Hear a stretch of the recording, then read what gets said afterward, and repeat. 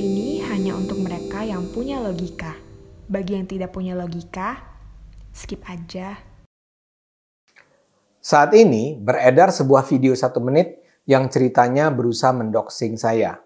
Buat Anda yang belum familiar dengan istilah doxing, saya jelaskan dulu ya.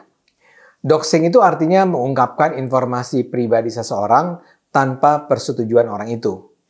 Itu lazim dilakukan untuk menteror seseorang yang dianggap sebagai musuh yang harus dihabisi. Dengan menyebarkan informasi pribadi, pelaku berharap korban akan menderita secara psikologis. Apalagi kalau ada data pribadi yang sebenarnya tidak pantas. Termasuk misalnya foto atau video di masa lalu yang misalnya bersifat amoral. Istilah doxing belakangan ini sering dilontarkan terkait teror terhadap para aktivis yang dianggap berseberangan dengan pemerintah.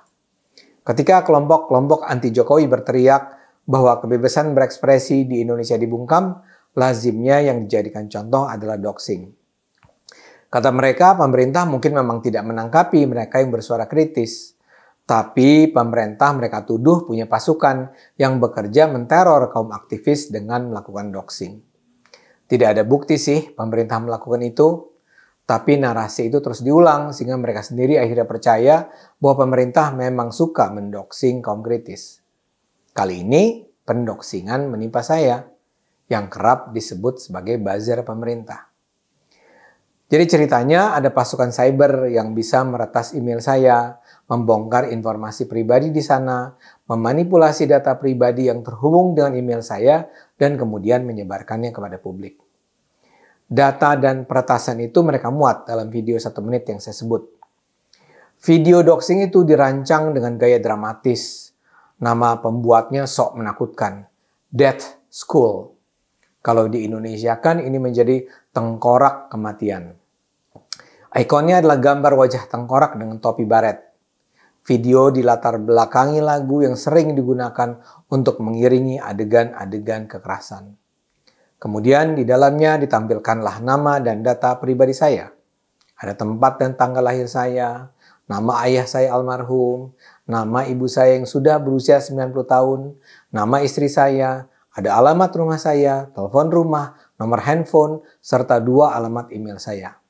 Lantas di bawahnya ada tulisan disimak baik-baik. Nama akunnya @nonimusglobal, diikuti hashtag announce. Ini dilanjutkan dengan cuplikan dari aplikasi Get Contact. Aplikasi ini saat ini terkenal karena berguna untuk melacak siapa pemilik nomor HP tertentu dan bagaimana nama si pemilik itu terdaftar di phonebook pengguna WA. Ternyata yang muncul dengan nama saya lucu-lucu. Misalnya saja ada phonebook yang menyebut nomor HP saya dengan nama Ade Armando dosen PA atau Ade Armando Cebong. Kemudian pasukan cyber ini menampilkan screenshot yang seolah menggambarkan mereka sudah bisa menembus masuk alamat email saya. Mereka kemudian menampilkan foto dengan tulisan The Warrior Squad. Lantas ada tulisan Mencret Armandongo. Dilanjutkan dengan bukti keberhasilan mereka selanjutnya. Dengan bangga mereka menunjukkan mereka bisa masuk ke Direktori Kepakaran Universitas Indonesia. Nama saya memang tercantum di situ, lengkap dengan jabatan saya. Kemudian mereka menunjukkan mereka seolah berhasil mengubah data tentang karier saya. Di situ mereka tambahkan, mereka tulis saya adalah anggota Persatuan LGBT Sedunia, Basel, Swiss, 2007 sampai sekarang. Juga ditulis di situ saya adalah buzzer Istana Merdeka di bawah pimpinan kakak pembina Muldoko. Siapapun pelakunya, mereka adalah kaum yang tolol luar biasa. Mereka pengecut. Mereka itu hanya bisa menyerang dari belakang. Dan mereka sedemikian tololnya sehingga mereka menyangka hal semacam itu akan berdampak pada saya. Mereka mungkin membayangkan saya dan istri saya akan ketakutan. Padahal apa sih yang harus ditakutkan dengan penyebaran data kelahiran, nama ayah, nama istri, alamat rumah, alamat email, nomor telepon. Data-data semacam itu kan memang tidak pernah saya tutup-tutupi. Nomor telepon saya bahkan bisa diketahui kalau orang memasuki data di FB saya. Dan setelah masuk ke back-end email saya, apa juga ya gunanya orang ini memanipulasi data saya? Memang ada yang percaya kalau saya menyatakan diri anggota Persatuan LGBT sedunia.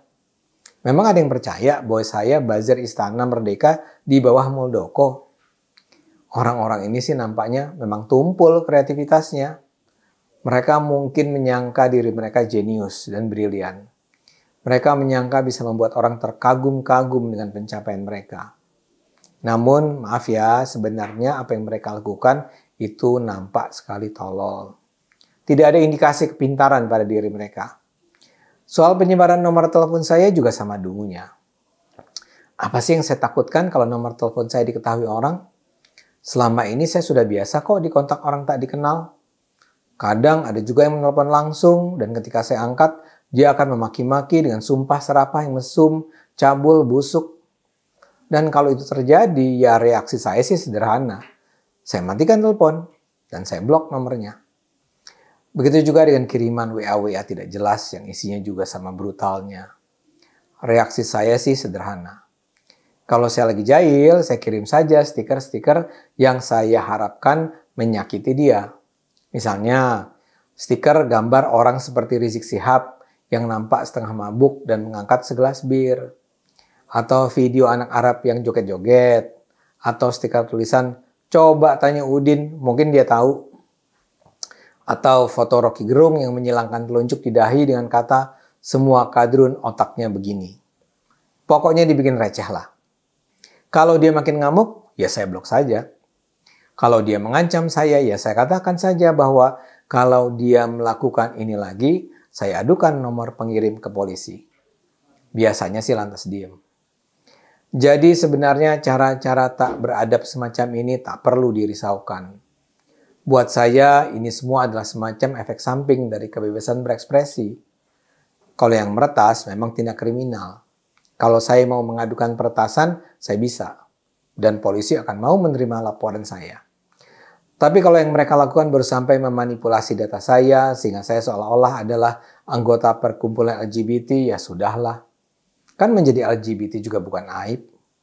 Tapi kalau mereka mulai bergerak lebih jauh, misalnya dengan memanipulasi, seolah saya mengirimkan materi pornografis, saya akan serius melaporkannya secara hukum.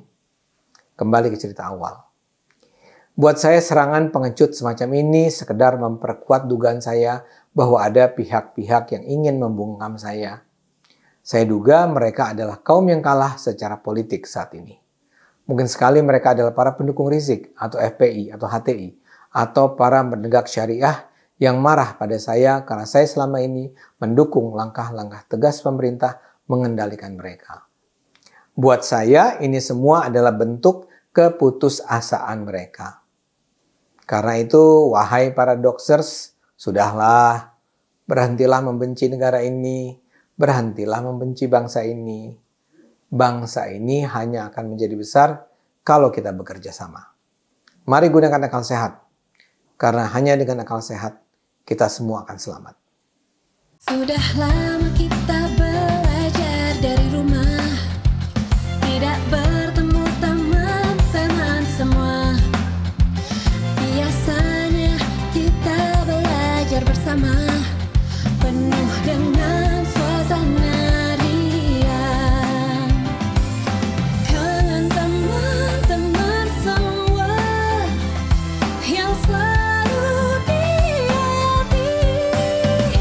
Kini tiba saatnya belajar tatap muka, terbatas dan juga aman.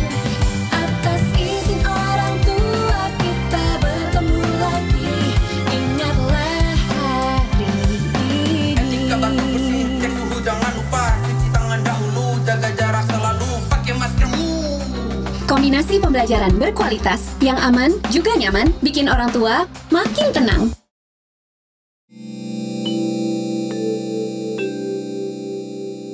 Video ini hanya untuk mereka yang punya logika. Bagi yang tidak punya logika, skip aja.